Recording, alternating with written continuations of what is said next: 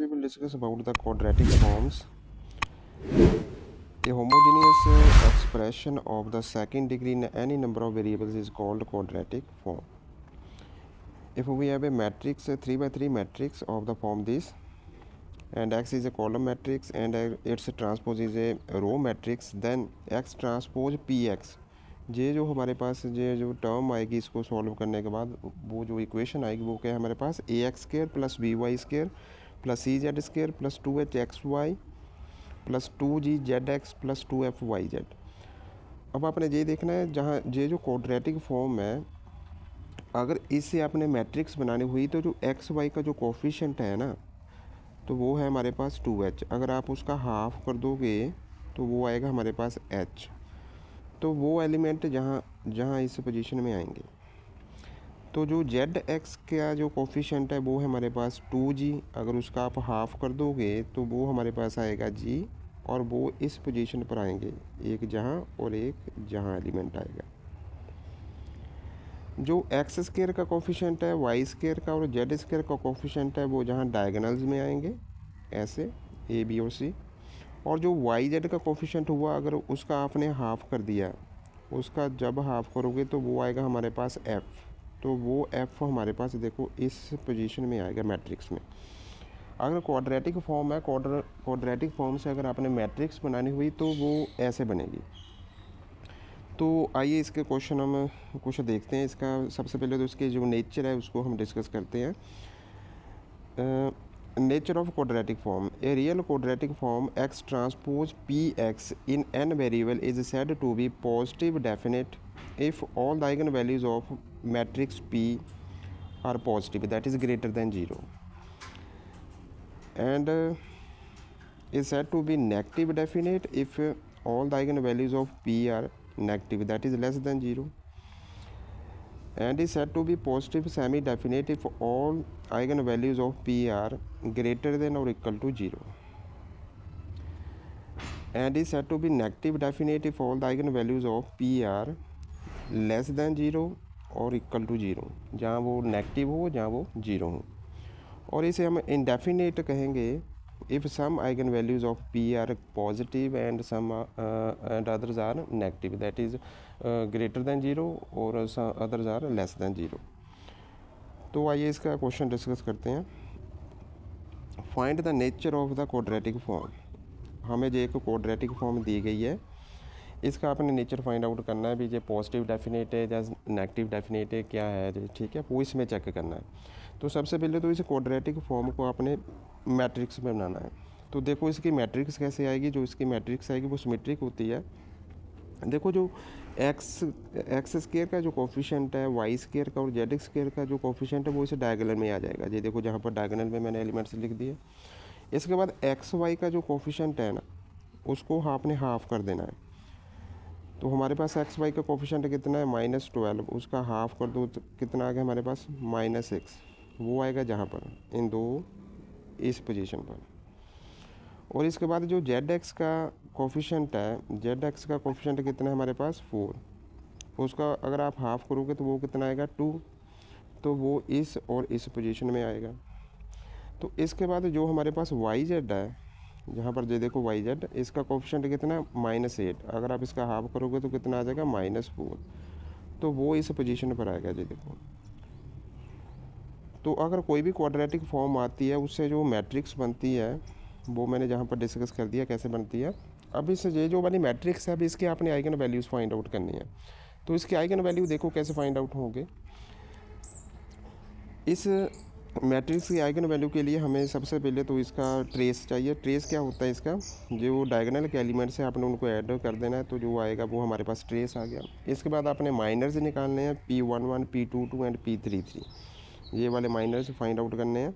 देखो P11 कौन सा माइनर होगा आपके पास, P11 कौन सा होगा माइनर, अगर आप ये कॉलम और ये रो को छोड़ते हो तो ये वाला जो मैट्रिक्स आएगा तो वो होगा हमारे पास P11। इसका डिटर्मिनेंट अगर आप फाइंड आउट करोगे तो वो होगा हमारे पास माइनर P11।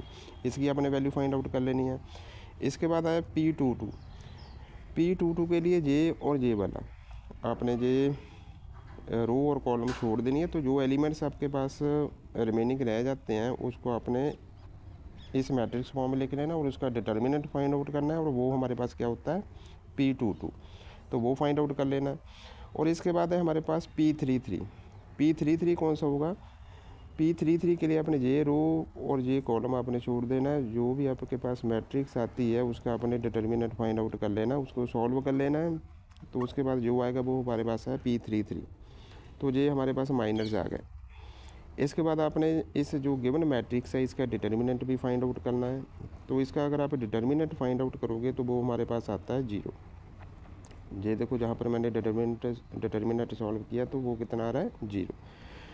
तो अब जो गिवन मैट्रिक्स है, जो हमारे पास मैट्रिक्स आई है, इसका करेक्टरिस्टिक इक्वेशन कौन सा होगा? इसका करेक्टरिस्टिक इक्वेशन होगा देखो lambda cube minus trace of matrix P into lambda square plus P11 P22 P33 into lambda minus determinant of P।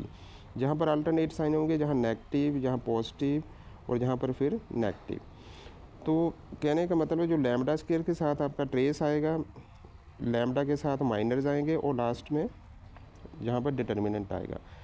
तो जो ये सभी की सभी हमने ट्रेस भी फाइंड आउट किया हुआ है, माइनर्स भी फाइंड आउट किए हुए हैं और डिटर्मिनेंट भी फाइंड आउट किया है। इसकी वैल्यू जहाँ फिल कर देनी है आपने। फिल करने के बाद हमारे पास जे की इक्वेशन आती है lambda cube minus 18 lambda square plus 45 lambda, जहाँ से अपने लैम्डा की वैल्यू फाइंड आउट करनी है।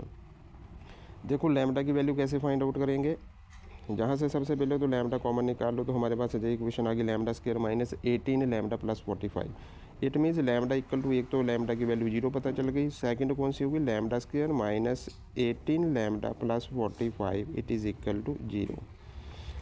अब इसको अगर फैक्टराइजेशन करोगे तो कौन कौन सी वैल्यू आएगी हमारे पास? Lambda square minus 15 lambda minus 3 lambda plus 45 equal to 0।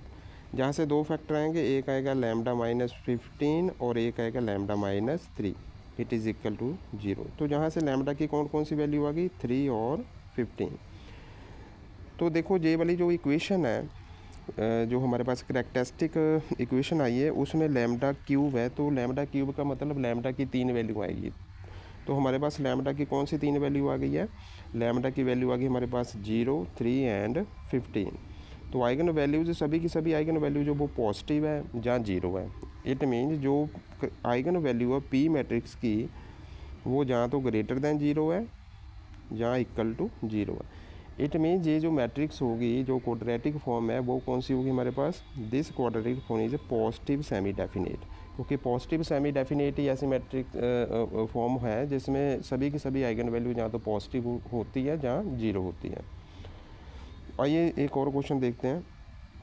Find the nature of the quadratic form. एक ये वाली क्वाड्रेटिक फॉर्म है।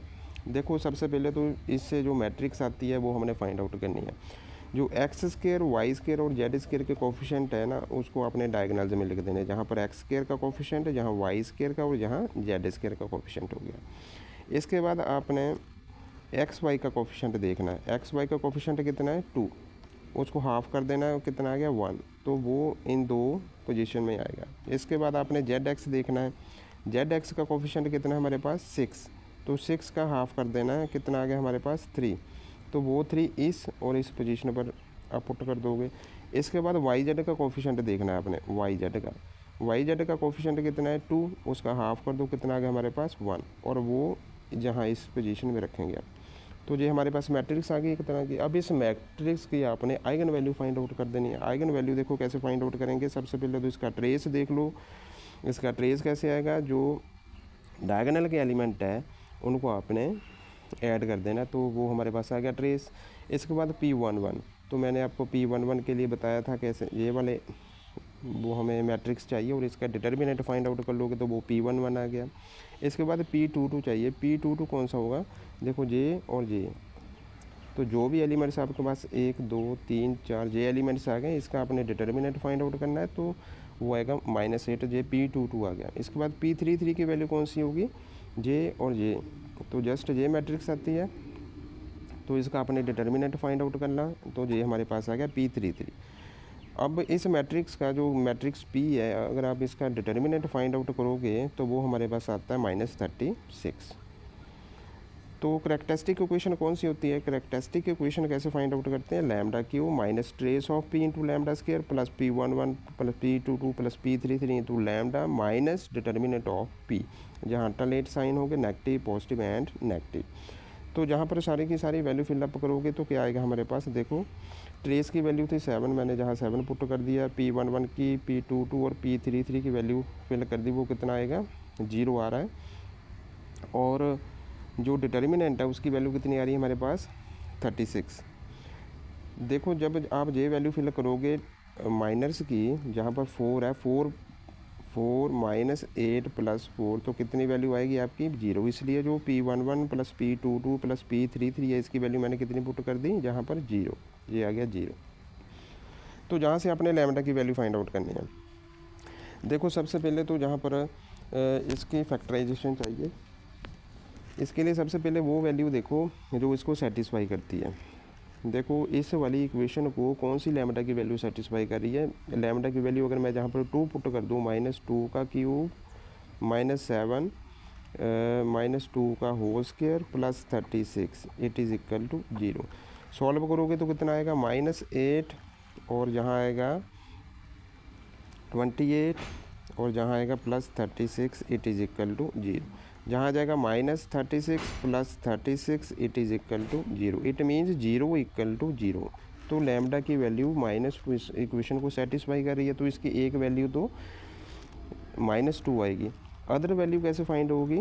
आप इस वाली इक्वेशन को जब लैम्डा प्लस 2 के साथ आप डिवाइड करोगे तो हमारे पास यही इक्वेशन आएगी। तो इस इक्वेशन के आपने वैल्यू फाइंड आउट कर लेनी है। तो जहाँ से कौन सी वैल्यू आएगी आपके पास? लैम्डा की हमारे पास आ रही है 3 और 6, क्योंकि इसके अगर आप फैक्टर करोगे तो कौन से फैक्टर आएंगे? 6 lambda minus 3 lambda plus 18, it is equal to 0। तो ये दो फैक्टर आ गए, lambda -6 lambda -3, it is equal to 0। It means lambda की वैल्यू 3 और 6। तो जहाँ पर लैम्डा की 3 वैल्यू आ गई हमारे पास, कौन कौन सी? 3, 6 एंड -2। तो all the eigen values are, जहाँ तो वो पॉजिटिव है जहाँ वो नेगेटिव है। इसका मतलब जो गिवन क्वाड्रेटिक फॉर्म है वो हमारे पास कौन सी होगी? इनडेफिनेट। ऐसे और वीडियो के लिए हमारे चैनल को सब्सक्राइब कीजिए और वीडियो को लाइक और शेयर कीजिए। Thanks for